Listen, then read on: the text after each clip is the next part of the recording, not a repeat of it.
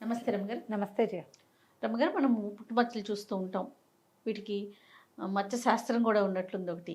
దీంతో పాటుగా ఎవరైనా ఎదురొస్తే అదృష్టం అని, ఎదురొస్తే ఎవరైనా వస్తే దురదృష్టం అని, పలానా వాళ్ళ వల్ల నష్టం జరిగింది, వాళ్ళు మన ఇంటికి రావడం వల్ల ఇట్లా అయింది అట్లా అయింది ఇట్లా అనుకుంటూ ఉంటాం.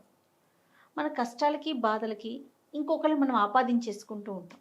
ఇది అసలు ఎంతవరకు కరెక్ట్ రమగారు? పుట్టుమచ్చలు అనుకో, మన పుట్టుమచ్చలు మనకు అలా కదా. అంతే అంతే. మన పుట్టుమచ్చ కుడివైపు పుట్టుమచ్చ ఉంటే అదృష్టం, ఎడమవైపు పుట్టుమచ్చ ఉంటే అదృష్టం, కంట్లో పుట్టుమచ్చ ఉంటే అదృష్టం అని నన్ను చూసిన ప్రతి వాళ్ళు చెప్తారు జయ, నాకు ఎడమ కంట్లో పుట్టుమచ్చ ఉందని. యాక్చువల్గా నా ఎడమ కంట్లోది పుట్టుమచ్చ కాదు. మీరు అందుకే చాలా లక్కీ ఫెలో. నేను ఎక్కడ లక్కీగా ఉన్నానో నాకు తెలియదు. ఇప్పుడు నేను లక్కీగా అంటే నేను చాలా పని చేస్తున్నాను దీనికోసం. అంతే కదా.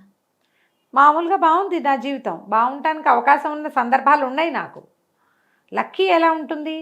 ఈ పుట్టుమచ్చ కాదు, ఇది పెన్సిల్ చెక్కుతుంటే చెక్కుపడింది కంట్లో 6-7 ఏళ్ళప్పుడు. అది ఊడు రాలా, ఎంత ట్రై చేసినా.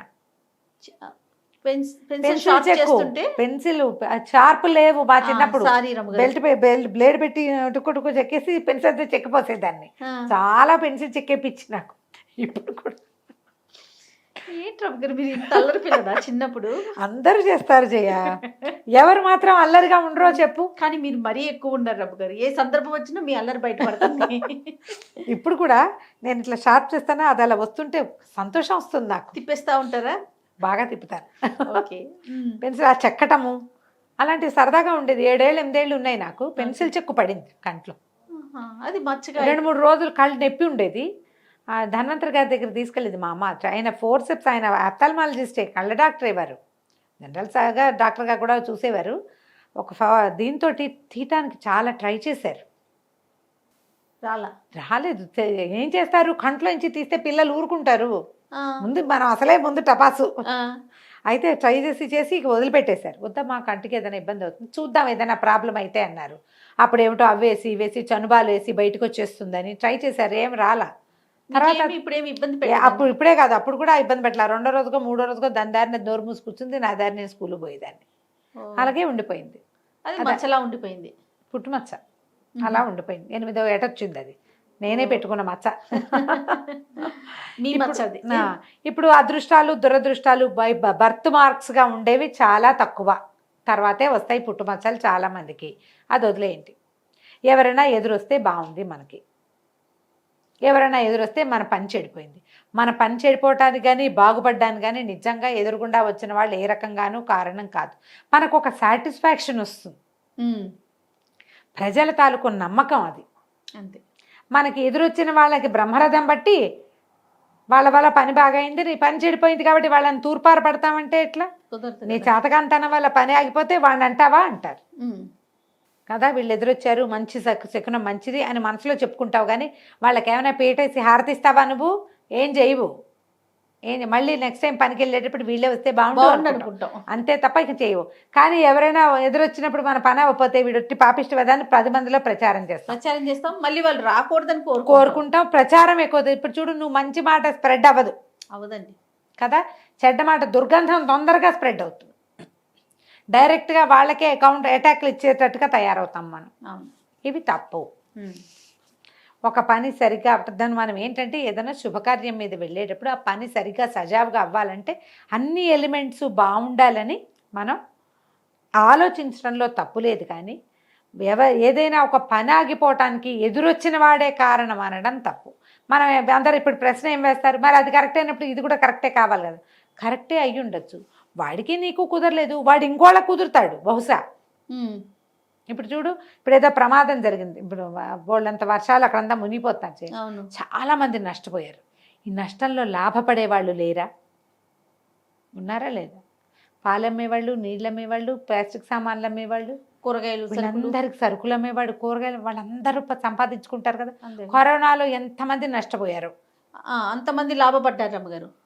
వాడి లాభం అందులో పెట్టాడు భగవంతుడు, అంతే కదా. అంతే. ఈ ఎదురొచ్చిన వాడి ఎదురు నీకు సెట్ కాలేదు, మీ ఇద్దరికి గ్రహ సంకర ఏమంటారు, ఇది కుదరలా, గ్రహమైత్రి కుదరలా, వాడికి ఇంకెవరితోటో కుదురుతుంది.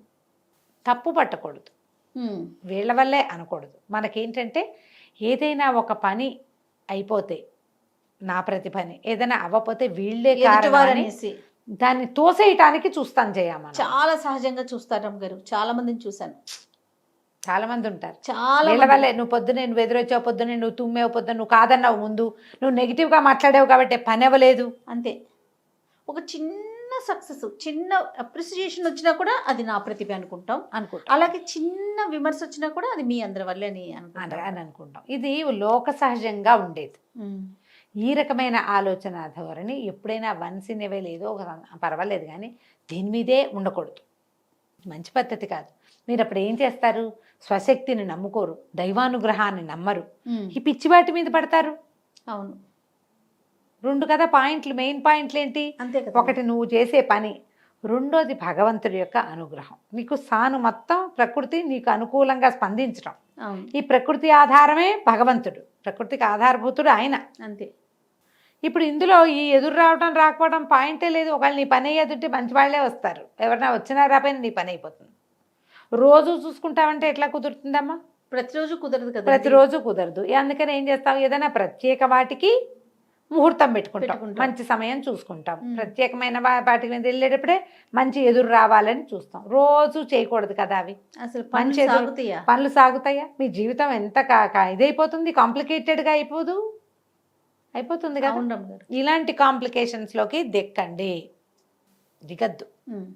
ఈ ఎదురు రావటము, ఇంకొకటో శకునాలో, ఇవన్నీ కూడా ఇవి మిమ్మల్ని తాత్కాలికంగా ప్రెషర్ఫుల్గానో చేసేవి తప్ప వాటిగానే ఉండాలి తప్పితే పర్మనెంట్ వాటివి కాదు. ఆ పని, ఒక పని ఏదైనా అవ్వాలంటే ఎన్ని రకాల ఎలిమెంట్స్ ఉండాలి జయ అక్కడ. అవునండి. చిన్నది, నేను ఇప్పుడు ఇంటికి వెళ్ళాలంటే నేను బయటికి వెళ్ళాలి, కారు ఉండాలి, డ్రైవర్ ఉండాలి, వెసులుబాటు ఉండాలి, ఇంకో గెస్ట్ ఎవరు ఉండకూడదు. ఎవరు నేను ఇంటికి వెళ్ళడానికి ఇన్ని కావాలా?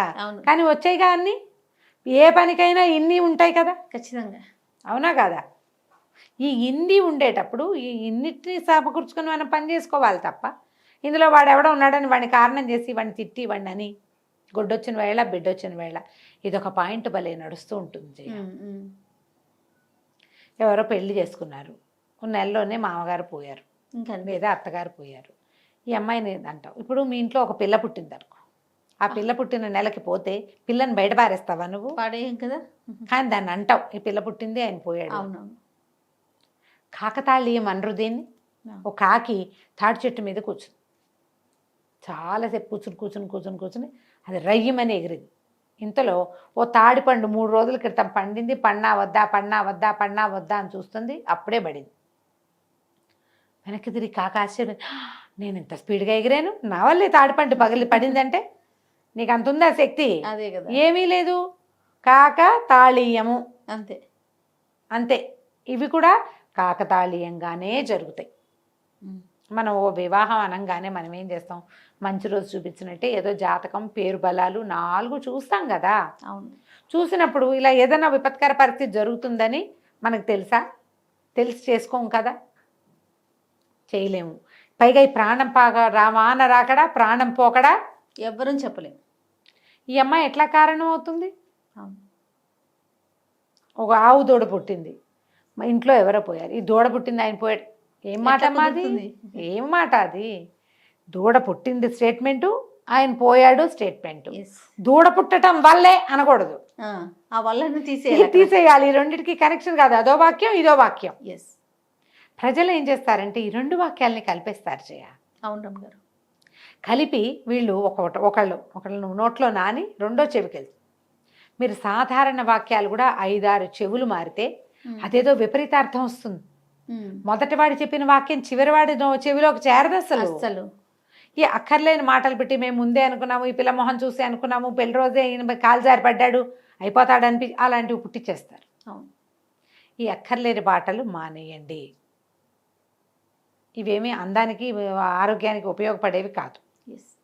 దీనివల్ల ఇలా ముద్ర వేయబడిన వాళ్ళు జీవితంలో కోలుకోలేకుండా అయిపోతారు. పైగా మనకి జనరల్ రూల్ ఏంటంటే మీరేం చేస్తారో మీకు అది వస్తుంది, ఖచ్చితంగా తిరిగి వస్తుంది. మనం 100 సార్లైనా చెప్పుంటాం. అవునండి. ఏదైనా చేసేటప్పుడు ఇది తిరిగి నా మీదకి వస్తే అన్న ఒక్క సెంటెన్స్ని బ్రెయిన్లో పెట్టుకోండి ఎప్పుడు కూడా.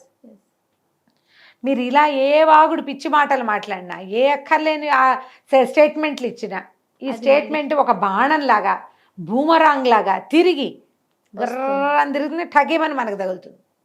టైం తీసుకుంటుంది అంతే.